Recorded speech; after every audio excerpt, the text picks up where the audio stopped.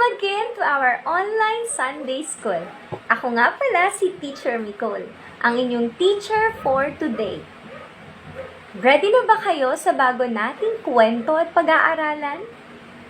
Great! Ngunit, bago ko simula ng bago nating kwento at pag-aaralan, ay gusto ko munang alamin kung sino ang kumakain ng tinapay. Ayan, thank you! Sino naman ang kumakain ng isda? Wow, very good! Dahil ngayong araw ay tatalakayin natin ang ginawa ni Jesus na himala na pagpapakain niya sa 5,000 tao na sumunod sa kanya at pag-uusapan din natin ang pagtuturo ni Jesus sa pagpapahalaga sa pagkain na natira upang hindi masayang. Kayo, class, hindi ba kayo nagsasayang ng pagkain sa tahanan? Great! Very good kung ganon. Ayan, muli, tatanungin ko kayo, handa na ba kayo sa bago nating talakayan ngayong araw?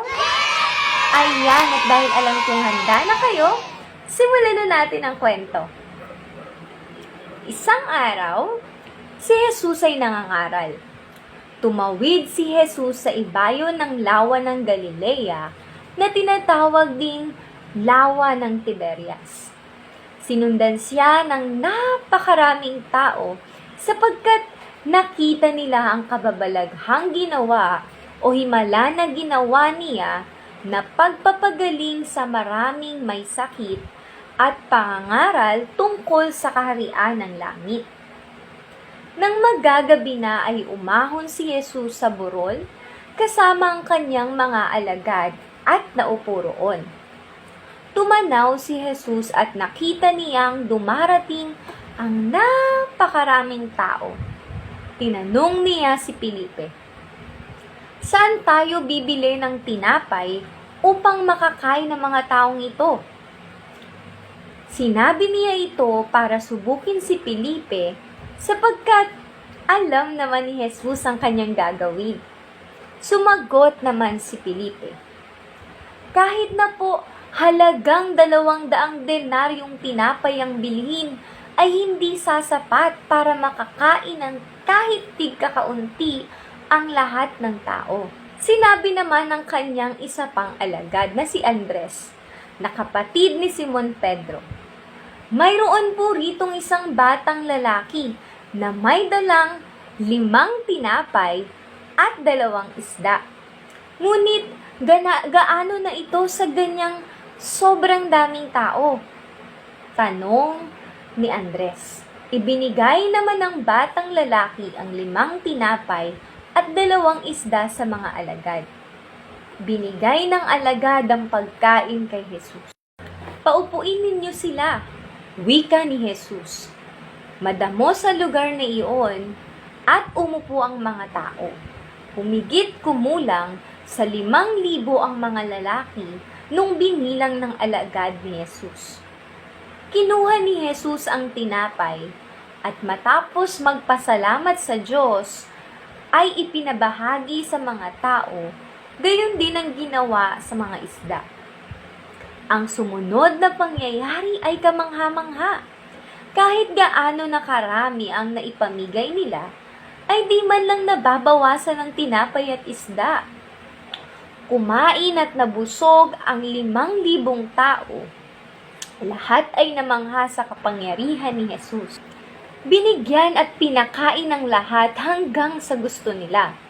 At nang makakain na sila, muli, sinabi niya sa mga alagad, "Tipunin ninyo ang lumabis para hindi masayang," wika ni Jesus.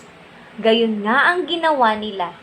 Nang matapos nilang tipunin ang lahat ng natira na tinapay at isda, ay nakapuno pa sila ng 12 bakol o basket. Nang makita ng mga tao ang kababalaghan o himala na ginawa ni Jesus, sinabi nila, "Tunay na ito ang propetang paririto sa sanlibutan." Ang paggalang at pananampalataya ng mga tao at ng mga alagad ay lalong lumakas at sila ay patuloy na sumunod sa kanya. Sa kwentong ito, class, nakita natin kung papanong nagpakain si Jesus at nagpakita ng himala sa 5,000 tao na kanyang pinakain.